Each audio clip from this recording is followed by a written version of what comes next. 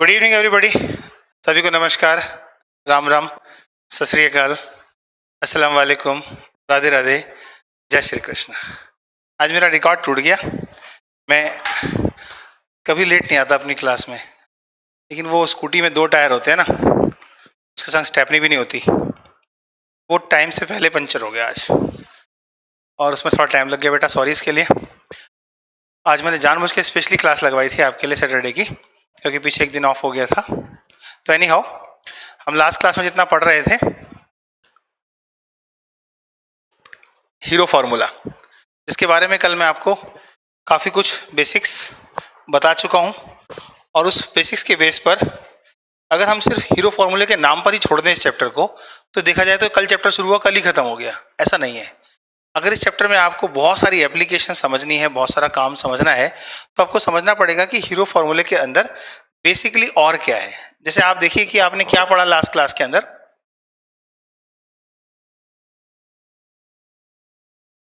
एक triangle ABC, ठीक।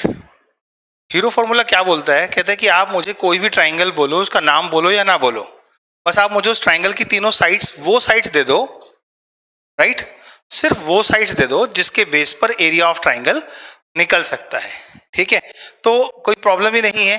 फिर आपको एक ही फॉर्मूला यूज करना है, दैट इज हीरो फार्मूला, ठीक है। लेकिन अगर किसी कारणवश आपके पास कुछ वैल्यूज ऐसी आ जाती हैं जिससे ट्राइंगल बनता ही नहीं है, तो फिर आपका हीरो फार्मूला भी यूज नहीं होता। ये हमने पिछली क्लास में देखा।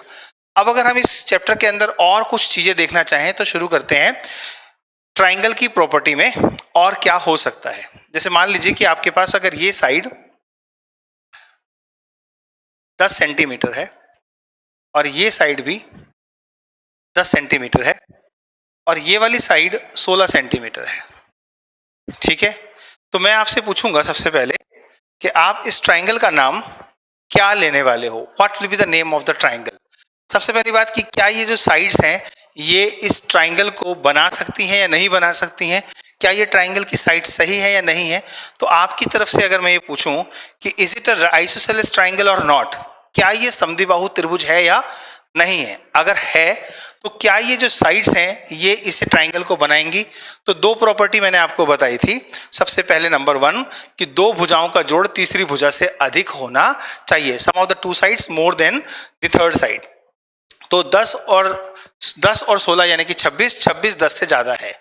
इधर से देख लो बेशक से 10 और 10 20, 20 16 से ज्यादा है। तो पहली प्रॉपर्टी तो हमारी हो गई सेटिस्फाइड, ये समद्विबाहु त्रिभुज है, ये आइसोसेलेस ट्राइंगल है। दूसरी प्रॉपर्टी ये थी कि 2 भुजाओं का अंतर तीसरी भुजा से कम होना चाहिए। तो 10 और 10 का अंतर तो 0 है और वो 16 से कम है। 16 और 10 का अंतर 6 है और वो उस समय 10 से कम है। इसका मतलब है कि ये क्लियर है, राइट। अब हमारी बात आती है कि ये अगर सही मायने में आइसोसेलेस ट्राइंगल है तो हम इसका एरिया कैसे निकालें। यहीं से हमें इसी चैप्टर के अंदर मैथमेटिक्स की ज्यादा नॉलेज मिलेगी। सबसे पहले तो मैं आपसे ये पूछ रहा हूं, यदि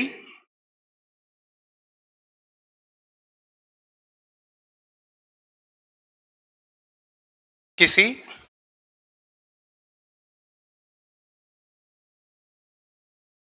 त्रिभुज की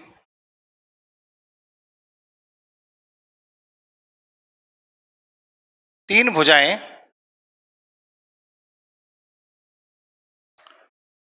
10 सेंटीमीटर, 10 सेंटीमीटर तथा 16 सेंटीमीटर है, तो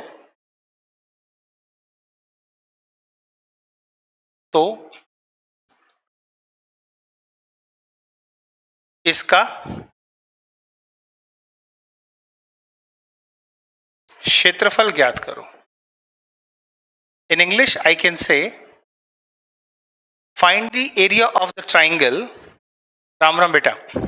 find the area of the triangle if the 3 sides are 10, 10 and 16 centimetre, right. Aditya, I have already told that कि मैं जिस स्कूटी से आ रहा था उसमें पंचर हो गया था, इसकी वजह से थोड़ा सा टाइम लग गया, राइट। तो इसका क्षेत्रफल ज्ञात करो। तो अब आपने इसका जब क्षेत्रफल निकालना है तो कैसे निकालना है? 2 तरीके आपके पास है। पहला तरीका है आप हीरो फॉर्मूले से निकाल सकते हो कि आपके पास ए का जो मान है वो 10 है, राइट, मान लेते हैं। यहां पर आप ए अगर ये लिखोगे तो ए का मान 16 हो जाएगा, ठीक है, यस। और फिर आपका बी का जो मान है वो 10 है और सी का मान भी 10 है, ठीक है। यदि आप यहां पर एस की वैल्यू निकालेंगे तो वही निकालेंगे आप ए plus B plus C upon 2। तो आपकी वैल्यू हो गई 10 जमा 10 जमा 10 बटे में 2, 10 और 10 20 30 36, 36 को आपने डिवाइड किया 2 से and that is equal to 18।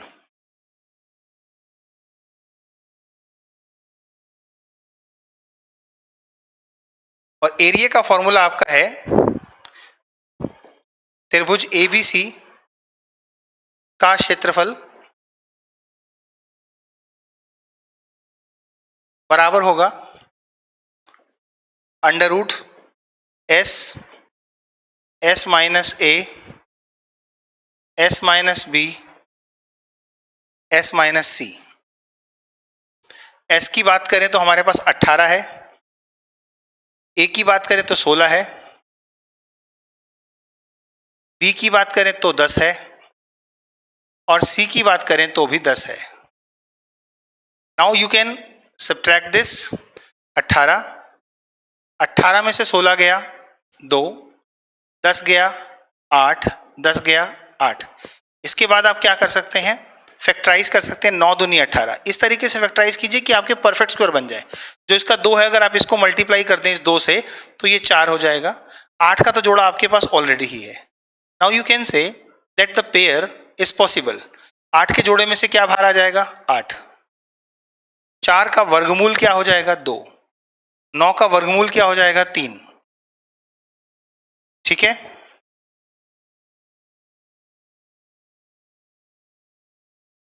यहां पर जो आपको वैल्यू मिली वो कितनी मिली माय डियर, 8 दूनी 16, 16 तिया 48 और ये आएगा आपका जो आंसर आना चाहिए that will be centimetre square.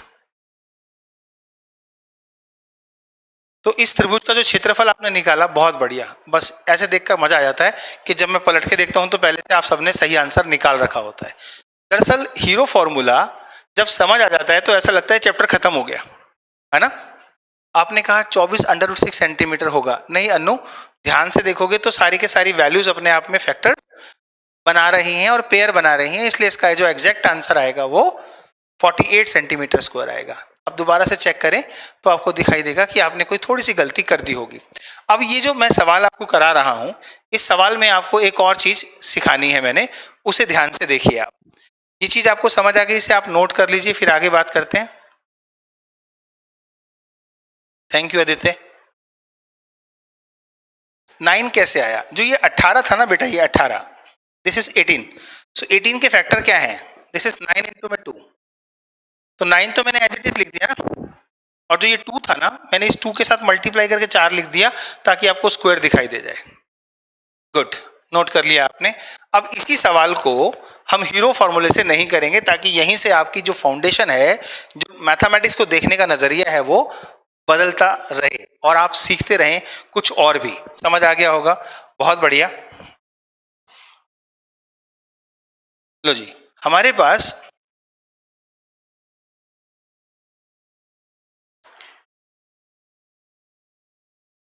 जो नॉलेज मैं अब दूंगा बेटा, वो नॉलेज आपके बहुत साल तक मैथमेटिक्स में काम आती रहेगी। ध्यान से सुनना, सेम क्वेश्चन में और क्या होगा, you are very nice teacher but reply नहीं देते। बेटे पढ़ाते समय रिप्लाई देने से क्या होता है आपको पता ना, कैलकुलेशन मिस्टेक हो जाती है। सिर्फ उस चीज का रिप्लाई देना है जिसमें काम की जरूरत है। आइए रिप्लाई देते हैं आपको कि अगर ये 10 सेंटीमीटर है, ये भी 10 सेंटीमीटर है, तो आपने एक लड़की देखी होगी सर्कस दिखाने वाले खेल में, एक रस्से के ऊपर एक लड़की जब चलती है तो वो कैसे चलती है, उसका बैलेंस कैसे वो बनाती होगी, यस और नो। हमने अपने शरीर को ध्यान से देखना है। ईश्वर ने जो हमें शरीर दे रखा है उसकी दोनों साइड बिल्कुल बैलेंस्ड है। अगर हमें बीच में से ऐसे काट दिया जाए ना तो बिल्कुल इक्वली डिवीजन होता है। तो यहाँ पर दोनों साइड बराबर है, यानी कि ये दोनों साइड्स बराबर है। जब तक ये दोनों साइड्स बराबर होंगी तब तक इसे बैलेंस इसी हाथ के सहारे पर किया जाएगा। ऐसे ही अगर मैं आपसे कहूं, बड़ी सिंपल सी बात है, ए बी सी, इस ट्राइंगल में ये दोनों साइड्स बराबर हैं। जब तक ये दोनों साइड्स बराबर होंगी तब तक आपको ये याद रखना है कि यहां से खींचा गया लंब, the perpendicular drawn from A to opposite side BC is always perpendicular bisector. Hindi में कहूं, इस प्रकार खींचा गया लंब इस भुजा BC को समद्विभाजित करेगा और वो भी 90 डिग्री के कोण पे करेगा। तो हमने ड्रॉ किया परपेंडिकुलर, लेकिन ये जो परपेंडिकुलर है वो इस समय एक एंगल बाइसेक्टर भी है, कोण समद्विभाजक भी है। अर्थात ये जो कोण है वो दो समान भागों में विभाजित हुआ है और साथ के साथ जो आधार है वो भी दो समान भागों में विभाजित हुआ है। हमेशा याद रखना कि जब भी आपको किसी ट्राइंगल की ये दोनों साइड्स बराबर नजर आती हैं तो उस समय अगर आप कोई भी परपेंडिकुलर गिराओगे तो वो परपेंडिकुलर हमेशा ही सिर्फ और सिर्फ आपका एक परपेंडिकुलर नहीं होगा, वो एक मीडियन होगा, एक मध्यिका होगा, एक कोण समद्विभाजक होगा।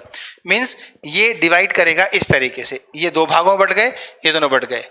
यस, अब इससे फायदा क्या होगा? देखो, आपकी जो ये साइड थी ना बच्चे, ये साइड थी 16 सेंटीमीटर।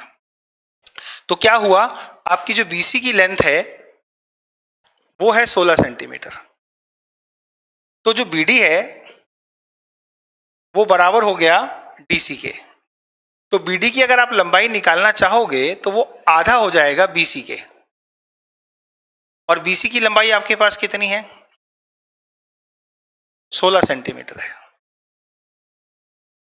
तो ये आ जाएगा आपका 8 सेंटीमीटर। अब इससे फायदा क्या होगा? जब आप इसे 8 सेंटीमीटर कैलकुलेट कर लेंगे तो ये भी 8 सेंटीमीटर ही होगा। तो आधार तो आपका रहेगा 16 सेंटीमीटर, लेकिन ये लंब अगर आपने निकाल लिया तो आधार गुणा लंब बटा 2 करके आप क्षेत्रफल निकाल पाएंगे, राइट? चलो अब देखते हैं कि हमारे पास इन ट्राइंगल ABD हम निकालना चाहते हैं AD, तो AD का स्क्वायर बराबर होगा AB का स्क्वायर माइनस BD का square, and this is you can say AD is equal to होगा √10 square minus 8 square.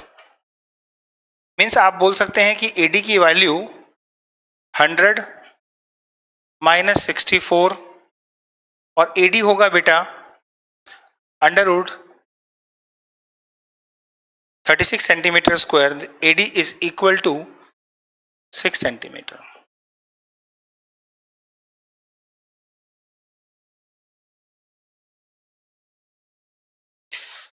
Now perpendicular मिलने के बाद आप किसी ट्राइंगल का एरिया कैसे निकाल सकते हैं? Area of triangle ABC hero फॉर्मूले से तो आप निकाल ही सकते हैं, लेकिन अगर आपको पता लग जाए हाफ इंटू में बेस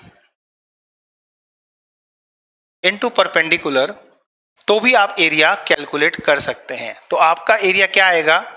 हाफ, बेस की वैल्यू पूरी 16 है और परपेंडिकुलर की जो लेंथ है वो आपने अभी कैलकुलेट की, दैट इज 6। यहां आप इसे 2 से डिवाइड करेंगे तो 8 आएगा और 8 6 48। आंसर तो हमारा पहले भी 48 ही था, लेकिन मैंने यहां आपको यह बताने की कोशिश की है कि हीरोन फॉर्मूले के चैप्टर में जब आप किसी ट्राइंगल के एरिया को हीरो फॉर्मूले से निकाल रहे होते हैं उस समय आपके पास 3 साइड्स अवेलेबल होती हैं, राइट? जिसमें आप S और √S, S minus A, S minus B, S minus C से एरिया निकाल लेते हैं। लेकिन अगर आप साथ के साथ ये भी देखना चाहें कि किसी ट्राइंगल की अगर 2 साइड्स बराबर हो जाती हैं और हम उसका एरिया निकालने के लिए हीरो फॉर्मूले की बजाय इस तरीके से भी निकालें तो आंसर सेम आता है। हीरो फॉर्मूला हीरो क्यों है? इस मामले में हम ये कह सकते हैं कि किसी भी तरह के ट्राइंगल का अगर कोई फॉर्मूला आपको याद नहीं आ रहा है और आप उसका एरिया निकालना चाहते हैं तो आपको छोटी सी बात करनी है, और वो छोटी सी बात ये करनी है कि आप हीरो फॉर्मूला लगा सकते हैं अगर साइड्स आपको मालूम हो तो। BD और DC को प्रूव करें कि ये दोनों बराबर क्यों है।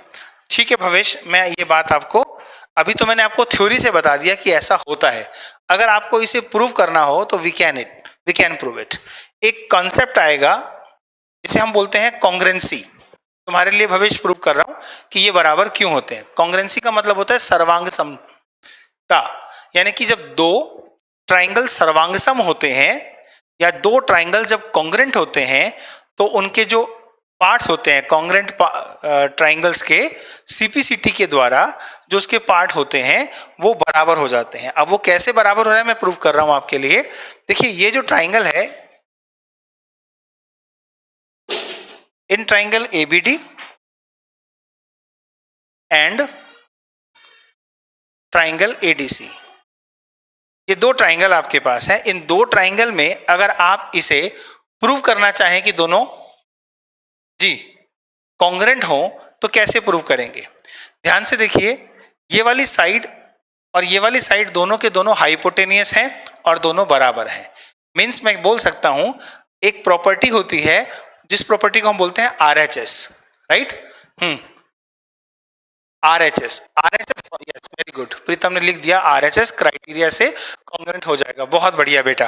तो आरएचएस क्राइटेरिया अगर हम लगाएं तो जो ए बी होगा, पहले आरएचएस का मतलब बताता हूं आपको। आरएचएस क्राइटेरिया है क्या? आरएचएस का मतलब राइट हैंड साइड नहीं है, आरएच का मतलब है एक राइट एंगल यानी कि समकोण, एच मतलब हाइपोटेनियस और साइड कॉमन साइड जो उनमें हो, एक साइड जो बराबर हो, एक हाइपोटेनियस बराबर हो और एक राइट एंगल दोनों के अंदर बराबर हो जाए तो आप ऐसे में बोल सकते हैं। ठीक है, तो आप आरएचएस से भी इसे प्रूव कर सकते हैं। प्रूव करने के लिए तो मेरे पास कई तरीके हैं इसको, बट फिलहाल एक से ही प्रूव कर देते हैं। तो देखेंगे आपकी आपको राइट एंगल दोनों में मिल गया, यस, दोनों में हाइपोटेनस की लेंथ बराबर मिल गई और ये वाली जो साइड आप देख रहे हो ये दोनों की कॉमन साइड है और दोनों की मेजरमेंट बराबर है। मीन्स आप बोल सकते हैं in triangle ABD right angle की बात करें तो एंगल एडीबी, एंगल एडीबी बराबर होगा एंगल एडीसी के। पहला पॉइंट तो ये क्लियर हो गया। दूसरा है आपको हाइपोटेनियस, यानी कि इस समय ए बी जो है वो हाइपोटेनियस है और ए सी जो है वो हाइपोटेनियस है, क्योंकि आइसोसेलेस ट्राइंगल है इसलिए ये दोनों बराबर होंगे। तीसरी बात ये आती है कि ए डी बराबर है ए डी के।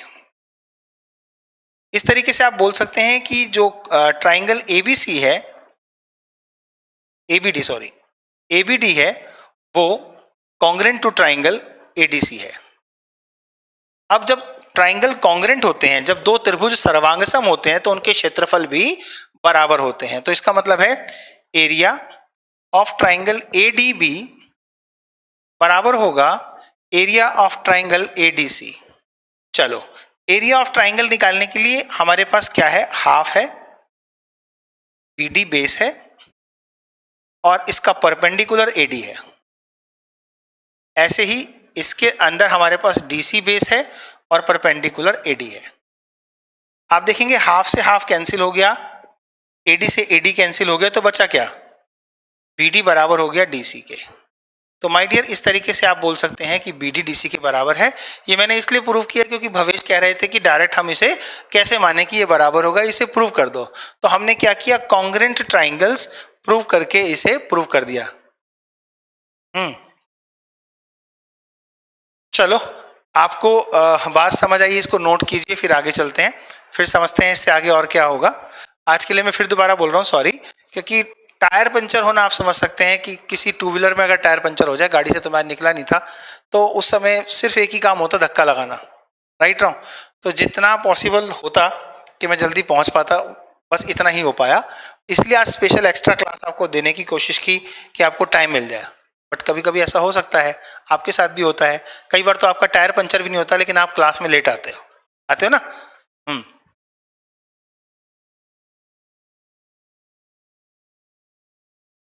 आज कार लेके निकले नहीं बेटा, वो सर्विस पे दे रखी थी। चलो, ये समझ आ गया होगा। आइए थोड़ा और बात करते हैं। अब हम आपको ये बताना चाहते हैं कि हमने शुरुआत में आपको ये कहा कि ट्राइंगल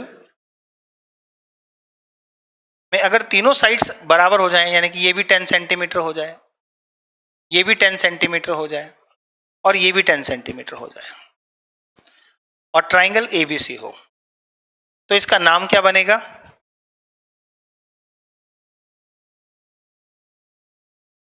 समबाहु त्रिभुज, समान भुजाओं वाला त्रिभुज जिसकी सारी भुजाएं और सारे कोण बराबर है। Can you explain it again, can you explain it again.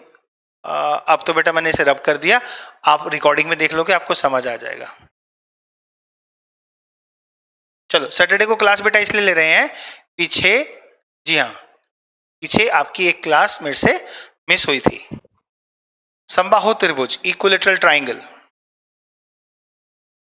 Equilateral triangle के अंदर हम बात करें तो इक्विलेटरल ट्राइंगल में भी हम सेम हीरो फॉर्मूले से एरिया निकालें तो भी आंसर वही आएगा, जो कि डायरेक्ट फॉर्मूले से आ सकता है। अभी मैं आपको समझाता हूं कि आपके पास find the area of equilateral triangle if each side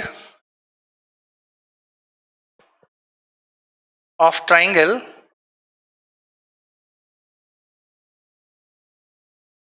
are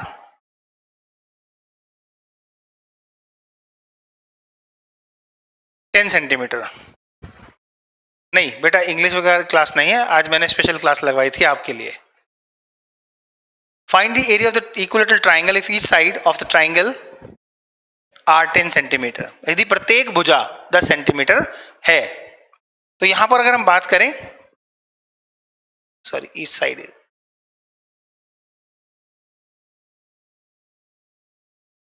तो चलो ए की वैल्यू कितनी है 10 सेंटीमीटर, बी की वैल्यू क्या है 10 सेंटीमीटर, सी की वैल्यू क्या है 10 सेंटीमीटर। जल्दी मत किया करो ज्यादा कि सर फटाफट फटाफट कराओ, मुझे आपको मैथमेटिक्स में इतना बढ़िया वाला बनाना है कि 10th क्लास में मैं आपको पढ़ाऊंगा और मुझे मजा आएगा आपको पढ़ाने में, क्योंकि आपका बेस मैं बहुत स्ट्रॉन्ग कर चुका हूँ उस समय तक।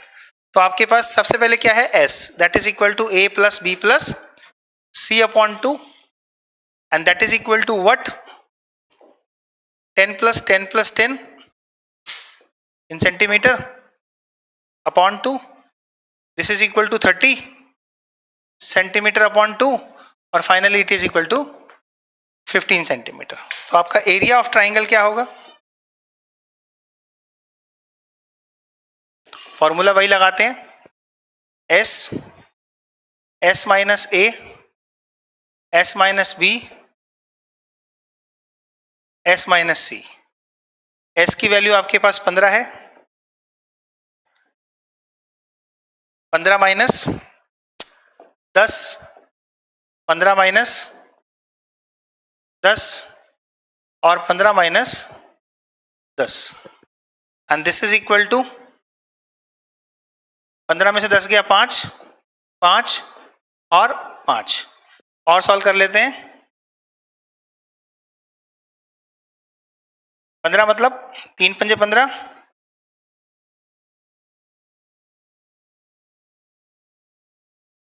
ये जोड़ा बन गया, तो यहां पे आ गया 5 गुणा में 5 बाहर और अंदर रह गया 3, 5 पंजे 25, 25 under root 3 centimetre square is the area of triangle. आप लोगों ने पहले ही निकाल लिया होगा, मुझे पता है आप लोग स्टूडेंट ऑफ दिलीप सर हो यार, इंटेलिजेंट स्टूडेंट में काउंट होते हैं दिलीप सर के स्टूडेंट, राइट रॉन्ग। ये लो, प्रिंस कुछ ज्यादा इंटेलिजेंट है, 75 आंसर निकाल रहा है। 75 कैसे हो गया, अंडर रूट 3 से मल्टीप्लाई करोगे तो 75 हो जाएगा। चलो अब इसी सवाल को हीरो फॉर्मूले से करने के बाद समझना है। देखो पुष्पिंदर कह रहा है sir I am late sir, कोई बात नहीं, कई कारण हो सकते हैं। आज तो पुष्पिंदर मैं भी लेट हो गया था, टायर बस्ट हो गया था। आइए चलो इसके आगे बात करें। अब इस सवाल में जो मैं आपसे कहना चाह रहा हूं कि यहां पर मैंने अभी भी आपको एक बात बताई कि अगर ये दोनों साइड्स 10 सेंटीमीटर 10 सेंटीमीटर हैं तो ये आइसोसेलेस तो है ही। जो ट्राइंगल इक्विलेटरल ट्राइंगल होता है, जो ट्राइंगल इक्विलेटरल ट्राइंगल होता है वो आइसोसेलेस जरूर होता है। मतलब जो समबाहु त्रिभुज है वो समद्विबाहु जरूर होगा, क्योंकि 2 होंगे तभी तो 3 होगा ना। तो आप ये देखें ए बी सी, मैंने फिर दोबारा से यहां से एक परपेंडिकुलर गिराया और अभी अभी आपको एक बेस बताया था कि आइसोसेलेस ट्राइंगल मतलब ये दोनों भुजाएं अगर बराबर हैं तो यहाँ पे गिरने वाला परपेंडिकुलर समद्विभाजक होगा, कोण का, आधार का और 90 डिग्री के कोण पे होगा, means perpendicular bisector and angle bisector होगा। तो इसका मतलब है यहां पर अब हम ये बात समझ जाते हैं कि ये एंगल इसके बराबर है, ये 90 है, ये और ये RHS की वजह से ये वाला पार्ट इस वाले पार्ट के बराबर होगा। तो अगर ये 10 है तो ये कितना हुआ 5, और ये भी कितना हुआ 5। तो बेटे आपको समझना है कि ये जो AD की लेंथ है वो कैसे निकाले। तो हम यहां कह सकते हैं इन ट्राइंगल ABC, हीरो फॉर्मूले में आपको यही सीखना है कि हीरो फॉर्मूले के अलावा उस चैप्टर में जो कि ट्राइंगल पर बना हुआ है उसमें है क्या। बेटे अगर वीडियो क्वालिटी में प्रॉब्लम आ रही होगी तो वो हो सकता है आपका पर्सनल नेट का प्रॉब्लम हो, बाकी लोगों को तो दिखाई दे रहा है ना। आइए देखें यहां पर इन ट्राइंगल ABC अगर हम बोले तो हमारे पास BC की लेंथ कितनी है 10 सेंटीमीटर है। अब AD जो है वो परपेंडिकुलर अपॉन BC है, और यहां पर BD जो होगा वो बराबर होगा DC के, मैं ये प्रूव कर चुका हूं। इसलिए BD की लेंथ अगर मैं यहां से निकालना चाहूं तो वो हाफ ऑफ BC होगी बेटा, और BD की लेंथ हमारे पास आ जाएगी BC की लेंथ के हाफ के बराबर, यानी कि BD is equal to 5 centimetre. अगर आप AD निकालना चाहते हैं तो वो बराबर होगा under root 10 centimetre square minus 5 centimetre square. So value of AD कितनी हो जानी चाहिए बेटा, ये होनी चाहिए 100 माइनस 25 मीन्स 75 अंडर रूट 75। अब इसको हम सिंपलीफाई करें तो हमारे पास ज्यादा से ज्यादा क्या आ जाएगा, AD की लेंथ आ जाएगी 75, मतलब 25 थी 75 मतलब 5√3। इसके बाद एक और चीज बताऊंगा वो देखना, आपको नॉलेज बढ़ेगी, इंटेलिजेंट लेवल आएगा आपका। वीडियो क्वालिटी बहुत, आदित्य आपकी पर्टिकुलर प्रॉब्लम है।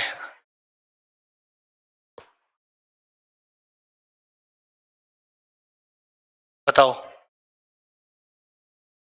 प्रत्युष बोल रहे हैं कि सर UAE में IPL में खेलने वाले प्लेयर को कोरोना वायरस हो गया, और फिर थोड़े दिनों बाद ये खबर आएगी कि मैथमेटिक्स की क्लास में क्रिकेट पे ध्यान देने वाला मैथ्स में फेल हो गया। ये वाली खबर कौन पढ़ेंगे, मैथ्स के स्टूडेंट तो नहीं पढ़ेंगे, ये वाली खबर तो फिर क्रिकेटर पढ़ेंगे।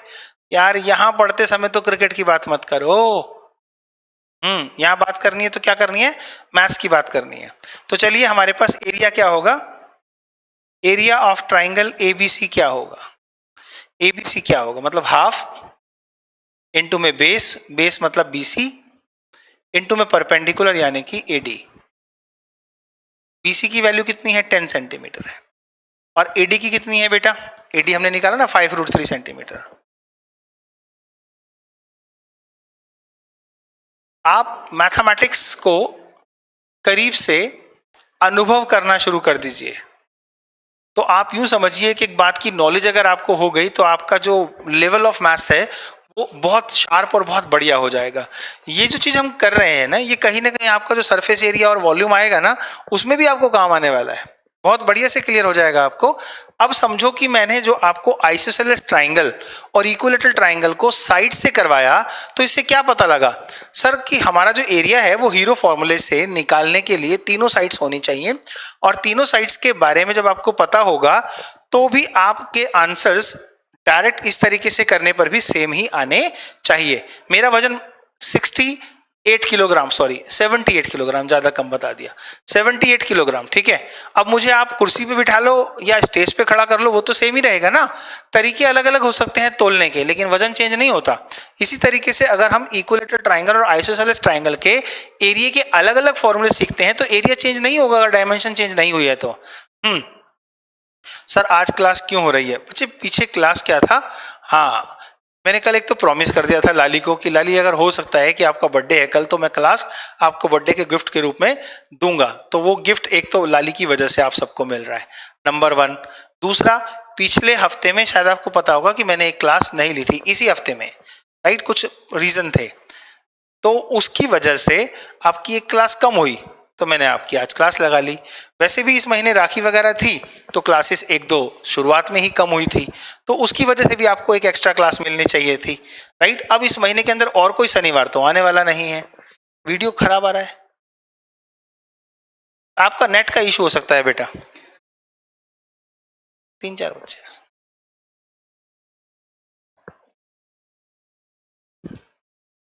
अब जो बात मैं आपको बताने वाला हूं उसको ध्यान से देखो।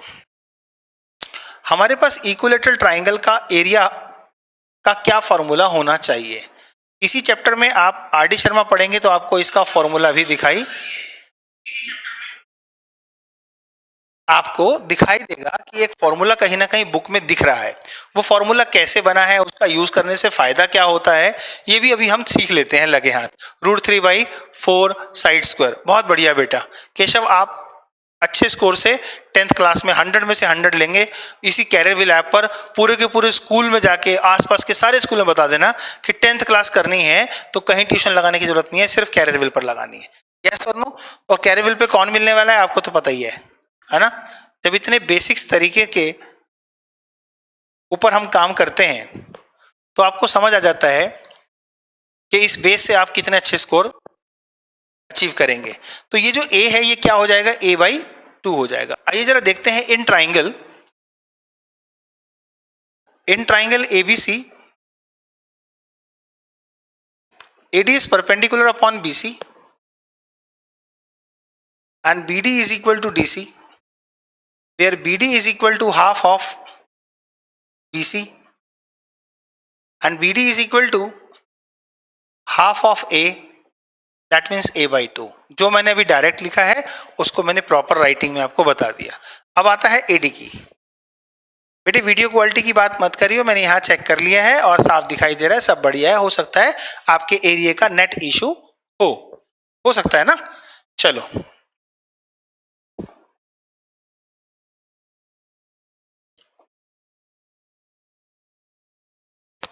AD के स्क्वायर मतलब AD की वैल्यू को निकालना। अभी आपको मैं इसके साथ और भी बातें बताऊंगा, आपको नॉलेज हो जाएगी। AB मतलब A square and this is a/2 square and this will becomes AD square is equal to A square minus A square upon 4. AD square becomes 4A square minus A square upon 4 and यहां से आगे देख लेते हैं AD square is equal to 3A square upon 4. So value of AD becomes √3A square upon 4 और AD की value हो गई √3A upon 2। इस वैल्यू को आप बोलेंगे परपेंडिकुलर, तो फॉर्मूला क्या बनेगा, फॉर्मूला बनेगा हाफ इनटू में बेस इनटू में परपेंडिकुलर। किसके लिए, एरिया ऑफ ट्राइंगल ABC के लिए।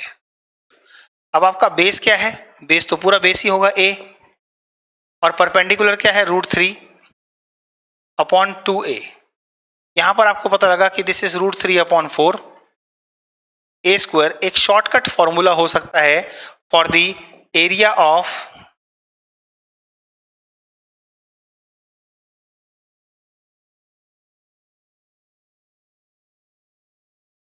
समबाहु त्रिभुज का क्षेत्रफल।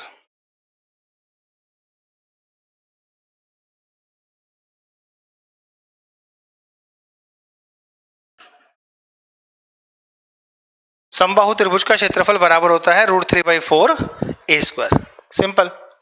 सबके कमेंट आ रहे हैं बेटा, सत्यम एंड ऑल, सबके कमेंट दिखाई दे रहे हैं मुझे और आप भी दिखाई दे रहे हो। तो आज की क्लास बेशक से 10-15 मिनट लेट हुई किसी इमरजेंसी के कारण, लेकिन कुछ ना कुछ आपको सीखने को मिला है। और ऐसे ही अगर आप लोग पढ़ते रहे तो डेफिनेटली आपको मजा आएगा। पीयूष कह रहे represent 2.5 on the number line, ये तो बहुत आसान सी बात है बेटा।